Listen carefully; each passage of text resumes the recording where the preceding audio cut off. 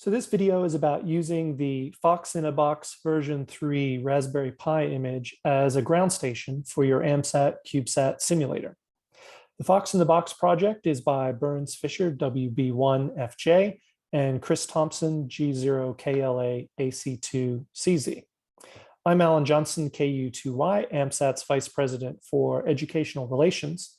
Now, there's other videos that show how to use this image to do the Fox in the Box profile, and also how to use various other software that's installed on this image.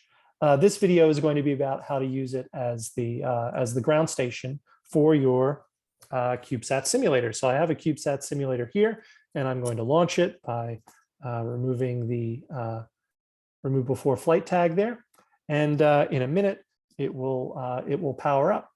Now, the first time you use the image and you run FoxTLM, it's going to prompt you for the profile, and we want to select the CubeSatSim. We can either double click on it or we can click OK, and that will configure the profile. So from now on, FoxTLM will run, and it will just start up in the profile. So we're powering up here. I see the green light indicating that the software is running.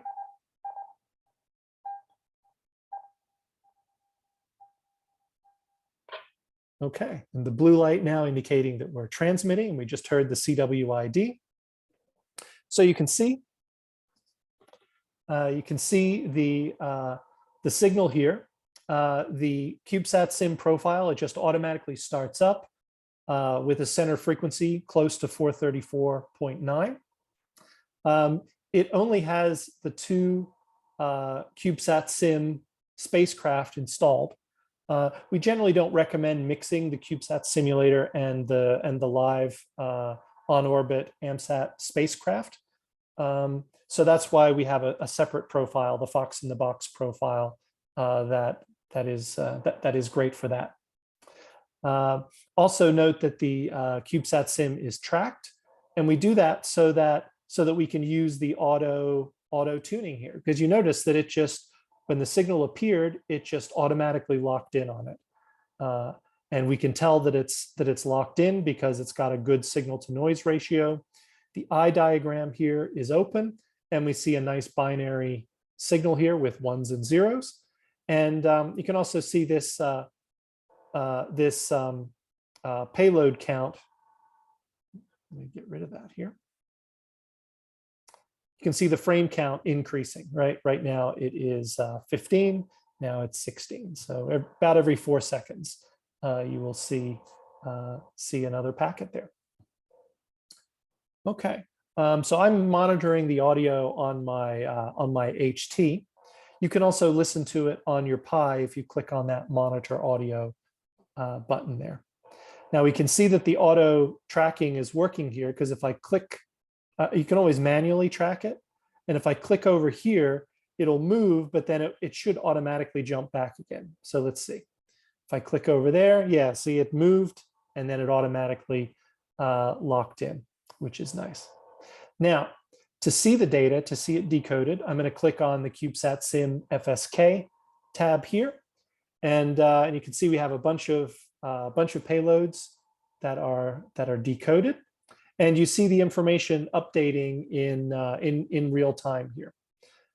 So for example, if I double click on the voltage here, you can see the graph here showing the battery voltage. Now, this is, I actually have it set to simulated telemetry right now, because my CubeSat simulator here, it's not on the turntable in front of a lamp. So the actual real data from the sensors is not going to be very interesting. So instead, I have it configured through the command line to do simulated telemetry. So that way we can actually see some interesting things here. So for example, we can see the currents peaking here. We can also see voltages too. So all kinds of interesting things. Now, so this is the default mode here is mode 2 for the CubeSat simulator, which is FSK data under voice. Now, using the push buttons here, I'm going to change to mode 3, mode 1, 2 blinks, 3 blinks, I release. So now we're going to switch to BPSK mode. So I'm going to hit stop and then say yes. And now I click BPSK Fox Husky and start. So this is a different format of the data. And again, we should hear the CWID. I saw it, but I didn't hear it for some reason. So now the signal, the BPRS signal, is going to be there. It takes about 30 seconds in order to lock in. And once this decodes, now when we go under this other tab here, CubeSatSim BPSK, that's where we'll see the data. Right now it's showing no payloads and everything is 0. But in a minute, there we go. Now we've locked in. You see the phasor diagram is sort of that horizontal line. We see a pretty good signal to noise ratio. And now we can see the frame count increasing. So now if we go here, now we have data here in the BPSK. All right, so that is our using Fox-Telem for modes 2 and mode 3. I'm going to switch to mode 1, which is just 1 blink. That is the APRS mode.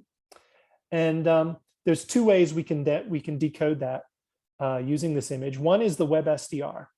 That's my favorite one. So we're gonna take a look at that. There's the CWID again.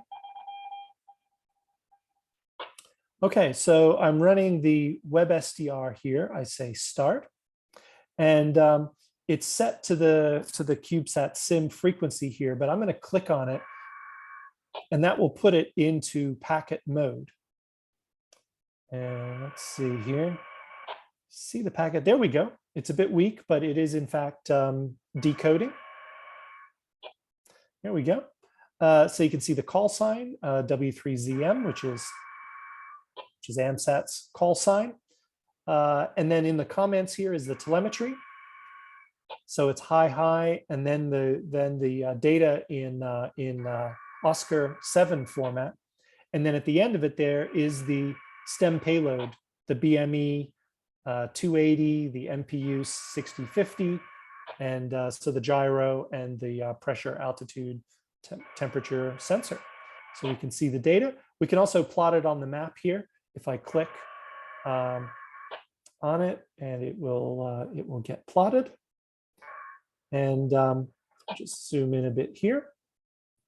Now I have not.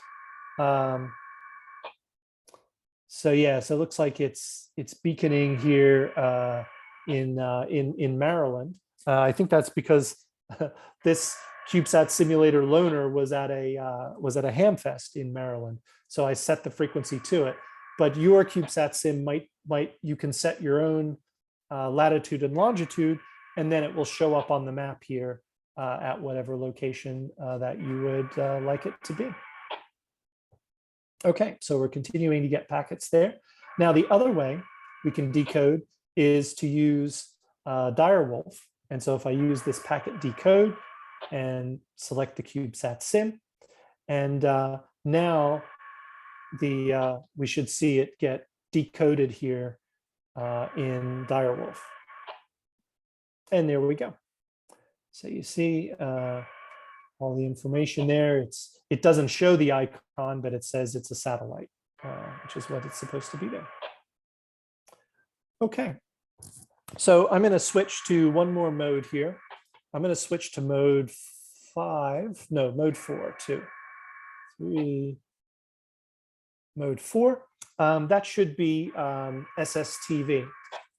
So in this mode, I'm going to click on the SSTV decode icon here and run QSSTV. I'm going to select CubeSatSim.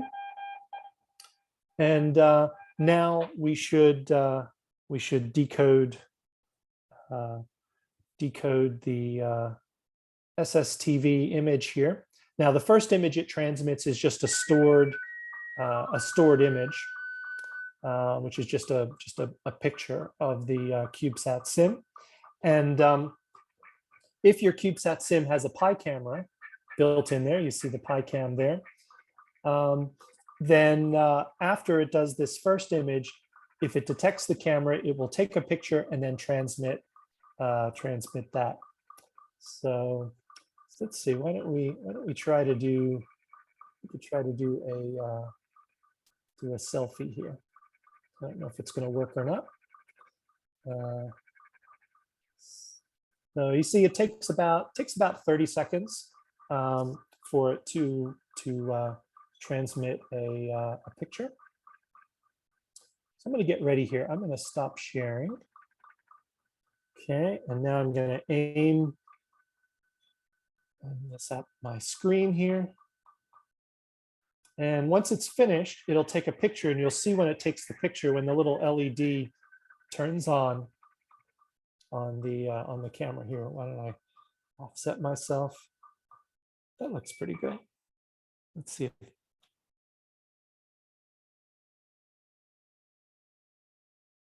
There we go.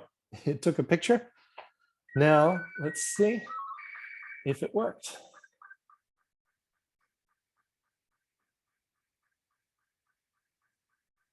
So it's transmitting it right now, and we're receiving it. You can see my window, see out the balcony, because I was aiming too high. Let's see if it works.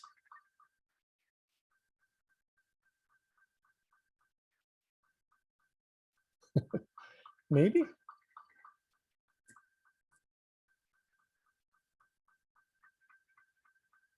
I guess I needed to angle it down a lot more. And there we go. Now you can see my computer screen.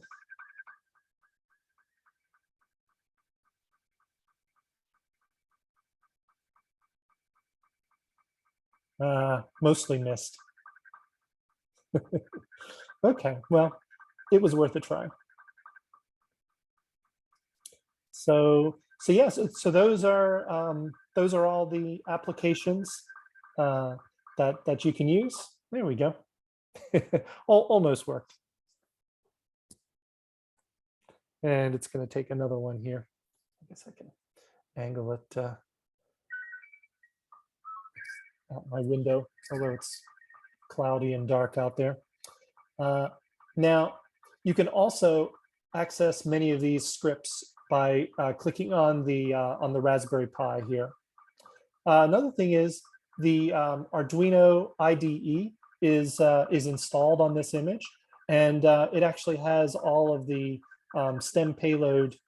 Turn this down a bit. It actually has all of the STEM payload sketches on there, so you can use it. Yep. So here's Blink, and we can open others. For example, payload test, get all data. So these are various other ones that are on here. Okay. Well, that wasn't the most successful photo there too. Yeah. So that is really about it. And of course, when you if you want to power down, you should always use the shutdown for your Raspberry Pi. So hopefully this video has been useful for you in using your Fox in a Box Raspberry Pi image as the ground station for your AMSAT CubeSat simulator.